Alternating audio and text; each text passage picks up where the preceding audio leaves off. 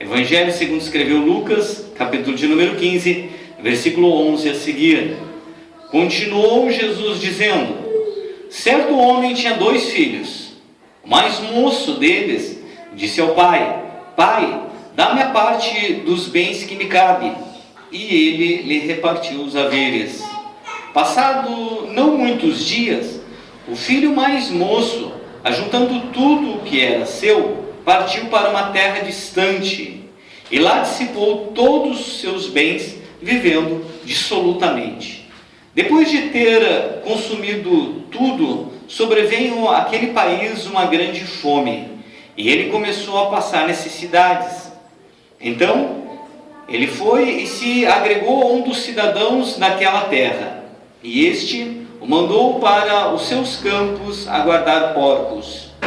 Ali desejava ele fartar-se das alfarrobas que os porcos comiam, mas ninguém lhe dava nada. Então, caindo em si, disse: quantos trabalhadores do meu pai têm pão em fartura, e eu aqui morro de fome? Levantar-me-ei e irei ter com meu pai, e lhe direi: Pai, pequei contra o céu e diante de ti. Já não sou digno de ser chamado de teu filho. Trata-me como a um dos teus trabalhadores. E levantando-se foi para o seu pai. E vinha ele ainda longe quando o seu pai o avistou, e compadecido dele, correu, o abraçou e o beijou. E o filho disse: Pai, pequei contra o céu e diante de ti. Já não sou digno de ser chamado teu filho. O pai, porém, disse aos seus servos: trazei depressa a melhor roupa, vestiu, pondo-lhe um anel no dedo e sandálias nos pés. Trazei também e matai um novilho cevado, comamos e regozijemo-nos, porque este meu filho estava morto e reviveu, estava perdido e foi achado. E começaram a regozijar-se. Ora, o filho mais velho estivera no campo, e quando voltava, ao aproximar-se da casa, ouviu a música e as danças. Chamou um dos criados e perguntou-lhe o que era aquilo. E ele informou: vem o teu irmão, o teu pai mandou matar o novilho cevado, porque o recuperou com saúde. E ele se indignou e não queria entrar. Saindo, porém, o pai procurava conciliá-lo, mas ele respondeu a seu pai: há tantos anos eu te sirvo, sem jamais transgredir uma ordem tua, e nunca me deste um cabrito sequer para alegrar-me com os meus amigos. Vindo, porém, este teu filho, que desperdiçou os teus bens com meretrizes, tu mandaste matar para ele o novilho cevado. Então lhe respondeu o pai: meu filho, tu sempre estás comigo, tudo que é meu é teu. Entretanto, era preciso que nos regozijássemos e nos alegrássemos, porque este teu irmão estava morto e reviveu, estava perdido e foi achado. Amém? Mais um instantinho, curva a tua cabeça. Pai, em nome do Senhor Jesus, mais uma vez, Deus de toda a glória, bendizemos teu nome, Senhor, agradecendo, Deus Santo, por cada momento diante da tua presença, Pai. Nós já temos nos alegrado grandemente nesta noite, orando ao Senhor, bendizendo o teu nome, louvando Deus eterno, com júbilo e alegria, Senhor da glória, nome maravilhoso neste lugar, Pai. Neste momento, Senhor eterno, em que haveremos de estar olhando para a tua palavra, desejo nosso coração é que mais uma vez o Senhor nos dê entendimento, sabedoria, a fim de que a tua palavra produza dentro de cada um de nós uma edificação, e assim possamos extrair dela, Senhor, aquilo que o Senhor tenha preparado para cada um de nós como ensinamento, e assim, Senhor, possamos verdadeiramente ser edificados diante da tua presença maravilhosa. Que assim seja, em nome do Senhor Jesus. Amém e amém. Graças a Deus. Irmãos, podem tomar assento. Bendito seja o Senhor. Como eu já tenho dito para os irmãos muitas vezes, irmãos, a Bíblia Sagrada ela foi escrita com um propósito.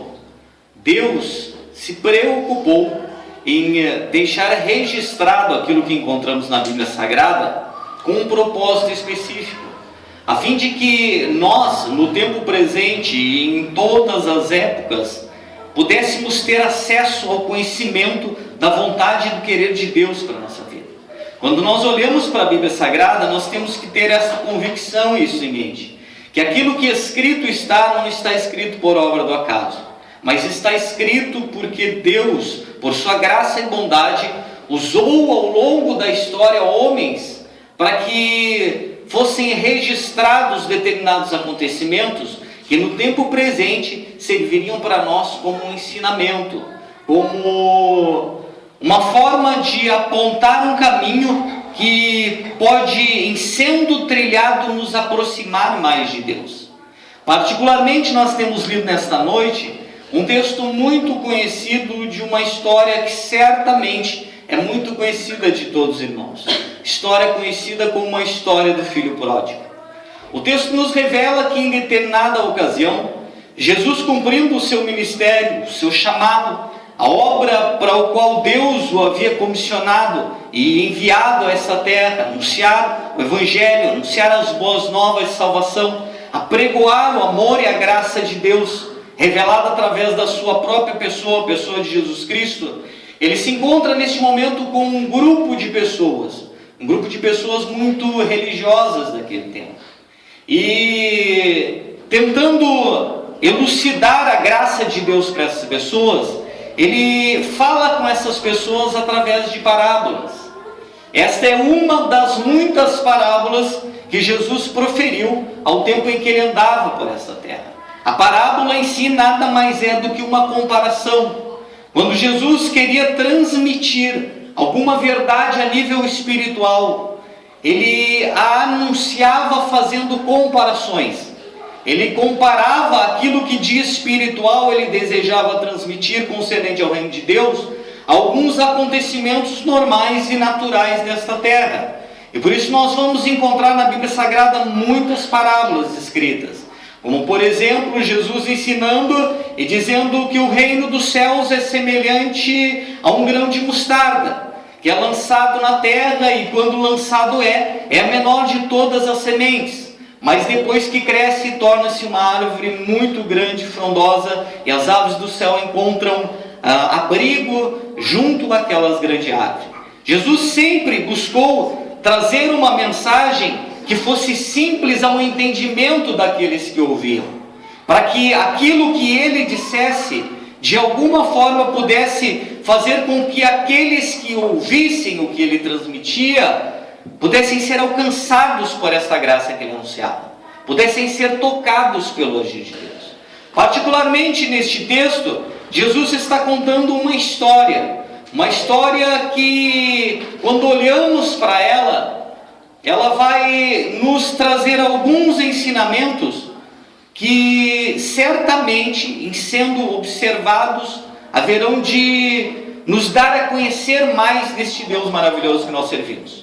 O texto diz que Jesus se reúne com esse grupo de pessoas e ele começa a falar dizendo que certo homem, um determinado indivíduo, tinha 2 filhos.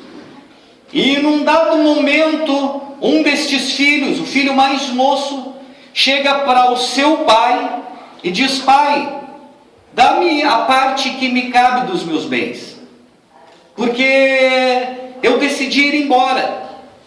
Eu não quero mais ficar aqui. Eu quero seguir os caminhos da minha vida.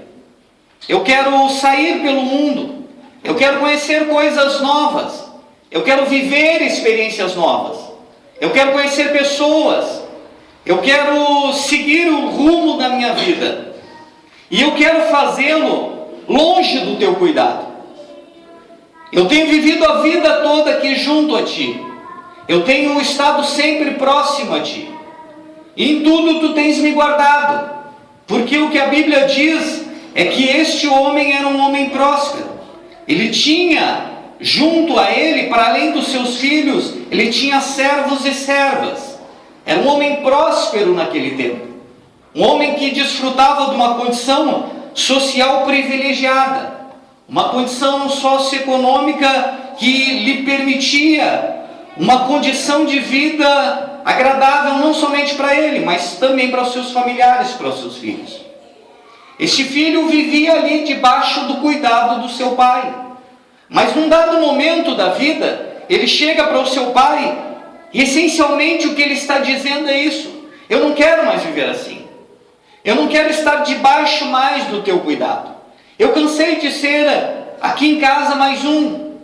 Eu cansei de estar todo dia fazendo as mesmas coisas.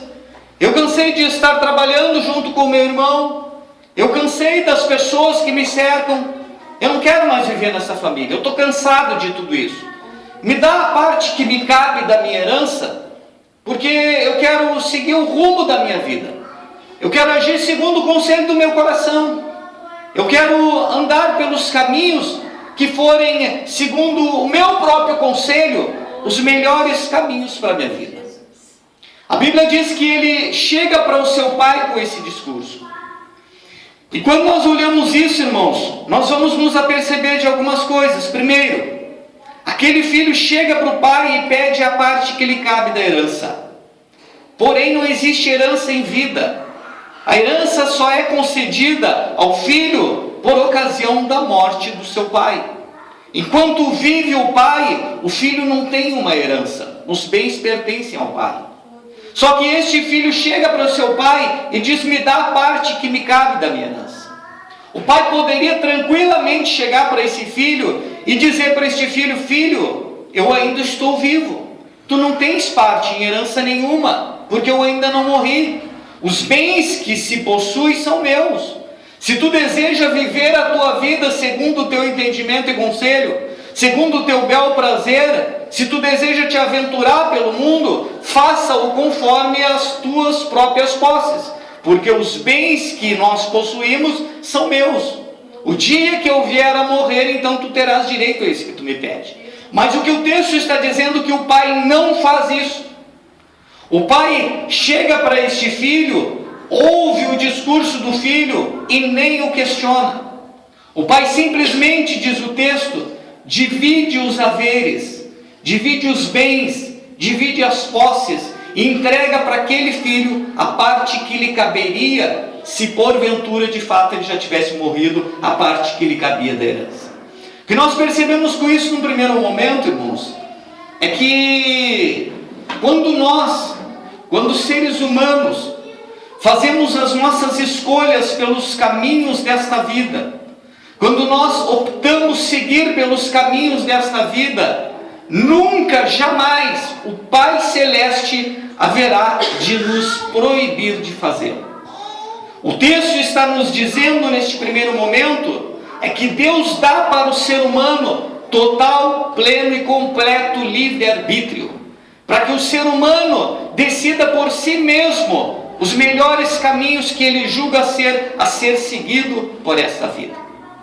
Aquele filho, se nós olharmos para a condição dele, ele tinha tudo para ser uma pessoa feliz. Ele tinha uma família, ele tinha um pai que cuidava daquela família, ele tinha condições financeiras para ter uma vida com certos deleites. Ele certamente, no meio onde ele vivia, ele era tido em consideração, porque afinal de contas ele era o filho daquele que era o dono de tudo. Ele era respeitado por aqueles que serviam seu pai. Ele sabia que ao seu tempo ele teria uma herança que poderia ser muito maior do que aquela que agora ele está exigindo do seu pai, como se direito tivesse. Mas o que o texto está dizendo, que a despeito de ter tudo isso, ele não conseguia enxergar isso. Ele não conseguia ver isso. Ele não conseguia olhar para a condição que ele vivia e perceber que ele estava vivendo o que seria o sonho de muitos outros. Acerca deste moço, o que a Bíblia está nos revelando no primeiro momento é que ele era feliz, mas ele não sabia. Ele tinha tudo para viver uma vida de alegrias e felicidade, mas mesmo assim, um dia ele chega para o seu pai com esse discurso, e o que a Bíblia diz é que o seu pai prontamente atende a voz dele. Seu pai poderia tentar convencê-lo ao contrário, dizer: filho, pensa bem, é realmente isso que tu quer para a tua vida? Tu quer sair debaixo do meu cuidado? Tu sabe que a vida toda eu tenho te guardado, tu sabe que a vida toda eu tenho cuidado de ti, Tu sabe que a vida toda, aqueles que estão debaixo do meu cuidado têm sido muito bem tratados. A vida toda eu tenho te respeitado. A vida toda eu tenho procurado te ajudar. Realmente é isso que tu quer? A Bíblia diz, irmãos, que este homem simplesmente atende o desejo daquele filho e concede a ele aquilo que ele queria. Oh, Deus. Diz o texto, irmãos, que este filho, uma vez que pega a parte que lhe caberia da herança, a primeira coisa que ele faz é ir para uma terra muito longe. Ele não pegou a sua herança e foi para a cidade vizinha. Ele não pegou a sua herança e foi para um povoado próximo. Não. O texto enfatiza que ele quer uma distância grande do pai. Porque ele não quer que o pai saiba aquilo que ele está fazendo. Ele não quer que o pai tenha conhecimento dos seus feitos. Ele não quer que o pai, de alguma forma, interfira nas suas escolhas. Então ele pega a parte que supostamente lhe cabe dos bens e ele vai para muito longe. Ele vai para uma terra muito distante. E ali, diz o texto, ele começa a viver dissolutamente, de maneira desordenada, de maneira desorganizada. Ele começa a viver segundo a total e plena inclinação do seu coração. Agora, ele não precisa mais dar explicação para o pai. Agora, ele não precisa mais trabalhar junto com os seus familiares. Agora, ele não tem uma família próxima para censurá-lo por seus feitos. Agora, ele não deve satisfação de absolutamente nada para ninguém. Agora, ele segue única e exclusivamente o desejo e a inclinação do seu próprio coração. A Bíblia diz que ele vive assim por um tempo. E ele imagina que agora, vivendo dessa forma, é que ele é uma pessoa feliz. Porque ele era feliz e não sabia. Mas agora, vivendo da maneira que ele vive, ele julga ser uma pessoa feliz. Porque afinal de contas, ele não precisa mais do consenso de ninguém para os seus feitos. Ele não precisa se preocupar mais com aprovação ou com reprovação. Ele não precisa mais dar conta de seus atos para absolutamente ninguém. Seu pai não tem mais domínio sobre ele. Seu irmão não pode mais censurá-lo por coisa alguma. Este jovem, ele julga ser feliz, mas ele é infeliz neste momento. Só que ele não sabia disso. Ele era feliz e não sabia. Agora ele é infeliz e ele continua não sabendo disso. Ele vive dissolutamente, diz a Bíblia. Só que o tempo passou. O tempo seguiu, e à medida em que o tempo seguia, os bens foram sendo dizimados. Ele foi gastando de forma dissoluta os seus bens, com tudo aquilo que desejava o seu coração. Certamente, muitos supostos amigos se juntaram a ele, para ajudar ele a dizimar os bens. Certamente, muitas pessoas com interesses diversos devem ter se aproximado dele. Afinal de contas, ele é a pessoa que tem dinheiro e está gastando aquilo de forma dissoluta, sem pensar no amanhã, sem medir consequências, sem precisar dar explicação de nada para absolutamente ninguém, vivendo dissolutamente, diz a Bíblia. Depois de um certo tempo, o dinheiro acabou. E quando o dinheiro acaba, os supostos amigos simplesmente eles desaparecem.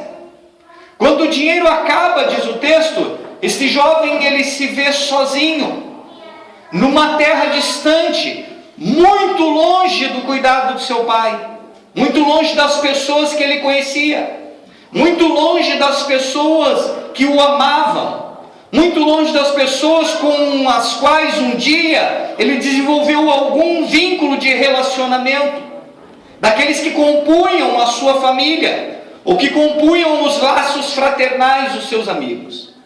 Este jovem agora, ele está numa terra distante, e diz o texto, que nesta terra distante vem uma grande fome. A terra começa a sofrer, começa a ficar escasso os alimentos nessa terra. Aquilo que a terra produzia quando benesses, quando ele tinha condições financeiras, agora não produz mais. A fome vem sobre a terra. E nesta terra onde a fome está batendo e apertando, ele ali está e ele é um estrangeiro.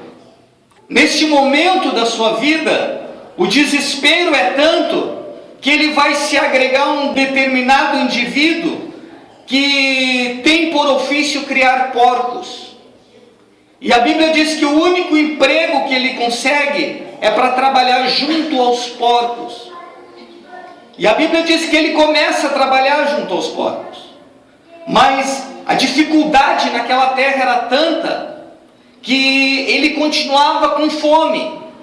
Ele não tinha condições sequer para manutenção daquilo que é o essencial para o ser humano, que é a questão da alimentação. A Bíblia diz que a fome era tanta que ele desejava comer da mesma comida que os porcos comiam. Mas ele só desejava, porque naquela terra distante, ninguém se preocupava com ele. E ninguém, diz o texto, lhe dava nada. Por mais que ele tivesse desejo de se alimentar do mesmo alimento que era dado para os porcos, a Bíblia diz que ninguém lhe dava absolutamente nada. Ele estava padecendo com fome. Ele estava desesperado naquela terra. Esse indivíduo agora, ele cai em si, diz o texto. Ele se apercebe da condição dele. Neste momento da sua vida, o texto diz que ele cai em si. E quando ele cai em si, ele olha para a condição dele. Ele para, ele reflete, ele começa a pensar na sua condição. Ele começa a olhar para trás. E quando ele faz isso, a primeira pessoa que ele se lembra é do seu pai. E quando ele se lembra do seu pai, ele começa a se lembrar que o seu pai é uma pessoa boa. Que o seu pai trata bem os empregados dele. Que os empregados do seu pai não são tratados como ele é tratado sendo empregado daquelas pessoas na terra distante. Os empregados do seu pai comiam bem. Os empregados do seu pai não padeciam com fome. O seu pai é um homem justo. O seu pai era um homem bom. O seu pai sempre cuidou dele, sempre foi justo com ele. Quando ele se lembra do seu pai, ele começa a lembrar-se disso. E a Bíblia diz que ele prepara um discurso no seu coração. Ele diz: eu já sei o que eu vou fazer. Eu vou voltar até a presença do meu pai. Porque eu sei que o meu pai não vai me desamparar. Eu sei que o meu pai me ama. Eu sei que se eu voltar para a presença dele, talvez eu não volte a ser quem um dia eu fui. Talvez eu não volte a ser tratado como um dia eu fui tratado. Talvez eu não seja recebido com a mesma honra que eu tinha outrora. Mas o meu pai é um homem bom. O meu pai é um homem justo. Eu sei que ele vai me acolher. Ele vai me receber. E se ele me tratar nem que seja como um dos seus empregados, eu já estou numa condição muito melhor do que a condição que eu me encontro hoje. Agora, irmãos, este homem está numa nova fase da vida dele. Na primeira fase, ele era feliz e não sabia. Na segunda fase, ele era infeliz vivendo dissolutamente e não sabia. Só que agora ele continua sendo infeliz, mas agora ele sabe que ele é infeliz. Ele sabe que ele botou tudo o que ele possuía fora. Ele sabe que ele desperdiçou tudo o que ele tinha de maneira dissoluta. Agora ele tem a consciência de que ele errou. Agora ele tem a consciência que a experiência que ele queria viver longe do seu pai só trouxe para ele frustração. Agora ele descobriu que não dá para viver longe do seu pai. Agora ele descobriu que a pior escolha que ele fez na vida foi sair debaixo do cuidado do seu pai. Agora ele descobre que não tem como viver longe dos cuidados do seu pai, porque quando ele se afastou do cuidado dos seus pais, ele começou a descer e descer e descer e descer até o ponto de se encontrar nessa condição, cuidando de porcos. Para agravar isso, para o povo judeu, o porco é considerado um animal imundo. O povo judeu não tratava de porcos. Os porcos não eram vistos nos termos de Israel. Determinados animais eram considerados animais impuros. Para um judeu, o pior trabalho do mundo, a maior humilhação do mundo, seria cuidar de um animal impuro. E agora ele está naquela condição, na pior situação que um judeu poderia se encontrar. Agora, irmãos, a Bíblia diz que ele prepara o seu discurso e ele resolve voltar então até os cuidados do seu pai. E ele recomeça a jornada. E talvez ele viesse repassando na sua mente continuamente o discurso que ele apresentaria para o seu pai. E ele planejou e pensou: eu vou chegar na presença do meu pai e eu vou dizer a verdade para ele. Eu vou me humilhar diante dele. Eu não vou chegar na presença do meu pai tentando de alguma forma minimizar o meu erro. Eu não vou chegar na presença do meu pai de alguma forma tentando justificar as minhas atitudes. Eu não vou chegar na presença do meu pai culpando ninguém pelas minhas falhas. Eu vou chegar diante do meu pai e vou dizer para ele: pai, pequei contra os céus e diante da tua presença. Eu já não sou digno sequer de ser chamado de teu filho, mas trata-me como um dos teus empregados e para mim isso já é o suficiente. Ele entendeu que ele precisava voltar até a presença do pai. E ele entendeu que para que ele voltasse à presença do pai, ele tinha que se humilhar verdadeiramente. Ele tinha que reconhecer a sua condição. Ele tinha que reconhecer a sua situação. Ele tinha que reconhecer que as escolhas erradas que ele fez na vida conduziram ele para a situação que ele se encontrava. Ele estava vivendo aquela situação de aflição, de angústia, de opressão, por conta dos seus erros, por conta das suas escolhas erradas, por conta de buscar agir fora do conselho, da vontade ou do cuidado do seu pai, por conta de fazer as escolhas erradas nessa vida. O texto diz que ele volta. E quando ele vem ao longe, diz a Bíblia, de uma certa distância, o seu pai o olha e reconhece que é ele. E o seu pai corre ao encontro dele. Quando ele vê o seu pai, ele começa o seu discurso que ele tinha planejado. Ele chega diante do seu pai e diz: pai, pequei contra os céus, diante da tua presença, não sou digno de ser chamado teu filho. Trata-me como um dos teus servos, como um dos teus empregados. A Bíblia diz que o pai não faz nem caso daquilo que ele diz. O pai nem o ouve, o pai rapidamente abraça ele, beija ele, chama um dos seus empregados e diz: traz depressa uma roupa nova para ele. Traz depressa uma sandália para ele, para colocar nos pés dele. Traz de novo um anel de filho para colocar nos dedos dele. Prepara um novilho cevado. Vamos fazer uma festa, porque este meu filho que estava morto, ele reviveu. Esse meu filho que tinha se perdido, ele foi achado. A Bíblia diz que ele é acolhido pelo pai novamente, restabelecido a mesma condição que ele tinha. O que Jesus queria essencialmente era transmitir para aqueles que o ouviam a natureza do Pai.